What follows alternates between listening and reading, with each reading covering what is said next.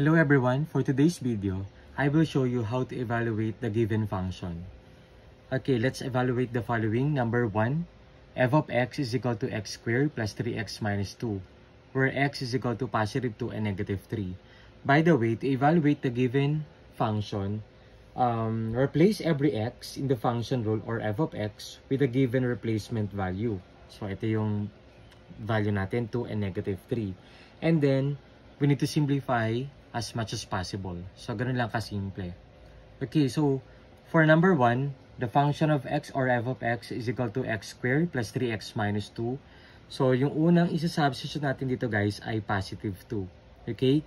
So, ibig sabihin, lahat ng x natin dito magiging positive 2. Okay, one at a time. Mamaya na si negative 3.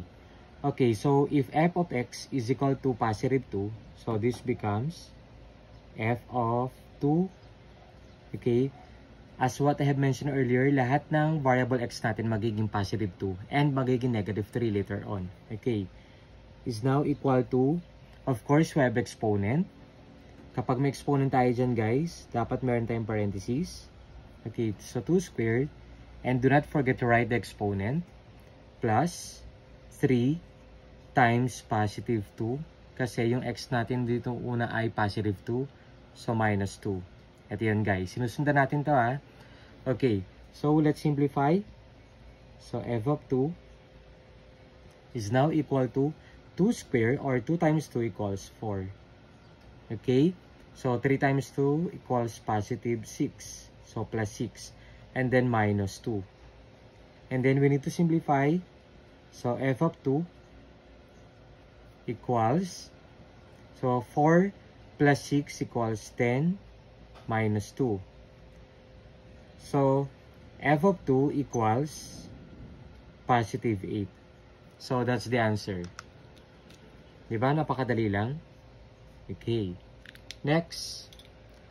How about our x now is equal to negative 3? Okay, same procedure lang ang ginawa natin. Substitution.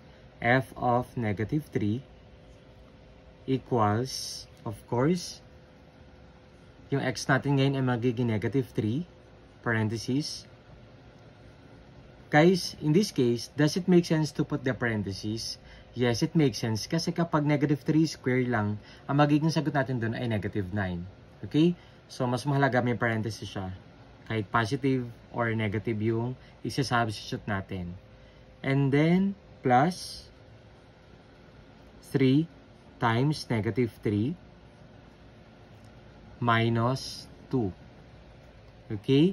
So, f of negative 3 is now equal to, of course, negative 3 squared. What is negative 3 squared? Negative 3 times negative 3, positive 9. And then 3 times negative 3 becomes negative 9, right? Or pwedeng plus negative 9. Or pwede namang direct minus 9, no? Okay, minus 2. Okay, so f of negative 3 is equal to 9 plus negative 9, that is 0, right? And then we left by minus 2 or negative 2. So the answer is equal to negative 2. Okay, gets? Okay, another example tayo. Okay, let me erase. So, ganun lang tayo kasimple mag-substitute, no? Mag-evaluate ng function. Okay?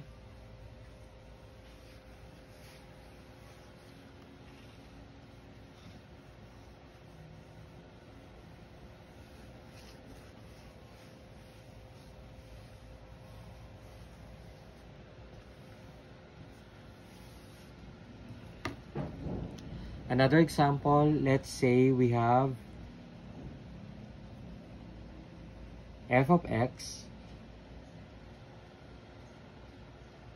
is equal to 2x minus 1 all over 3. Okay. Ang isa-substitute natin ay, let's say, 5, positive 5, and magbigay tayo ng fraction. Okay. Let's say 2/3, no? Yan. Hindi lang palaging whole number, guys. Sometimes, meron din tayong fraction. Okay? So, same procedure lang din ang ginawa natin sa previous example natin. So, unahin natin yung 5. So, f of 5 equals 2 times 5 minus 1. Sundan lang natin to, guys. So, yung may mga variable x natin, gagawin natin 5. And then later, kapag dito naman, yung variable x natin, gagawin natin 2/3. Okay.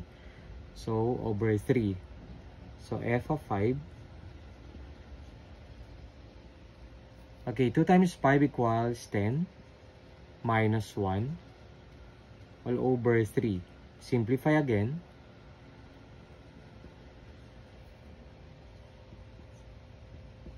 Ten minus 1, that is equal to 9, right? 9. And then, divided by 3. Okay, 9 divided by 3 equals 3. Right? So, pwede natin siyang masimplify. So, the answer is equal to positive 3. Okay, gets? Now, another example.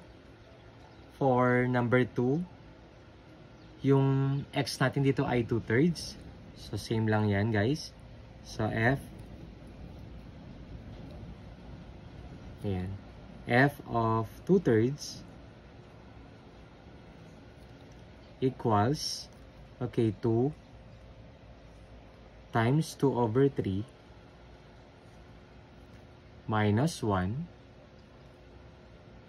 all over, of course, positive 3. Paano tayo multiply ng whole number tsaka sa fraction? We simply multiply numerator to a numerator and then denominator to a denominator. Kung kapag whole number to, guys, over 1 yan. So, 2 times 2 becomes 4. And then over 1 to. So, 1 times 3 equals 3. Okay, minus 1. Ito yun, guys. Sinusundan natin. Okay, malilito. Over 3. So, paano tayo mag-simplify ng ganito, guys? 4 over 3 minus 1. Paano tayo mag-subtract ng fraction by a whole number?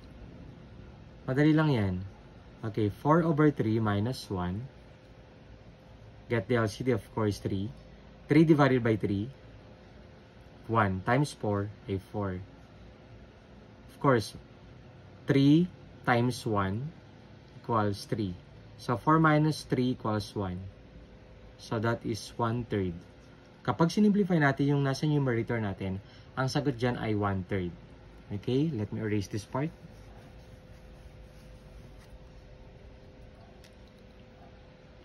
So, equals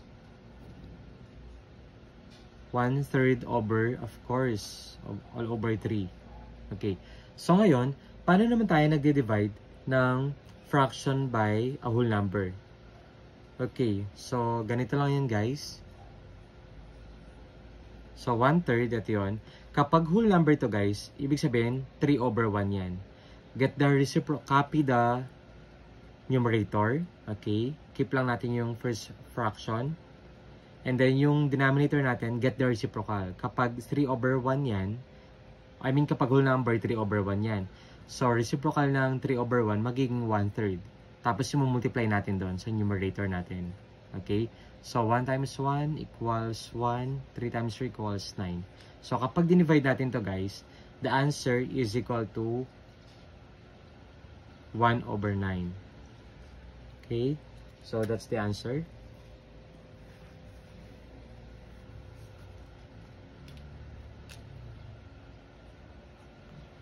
Ganun lang kasimple. I hope na meron kayong natutunan.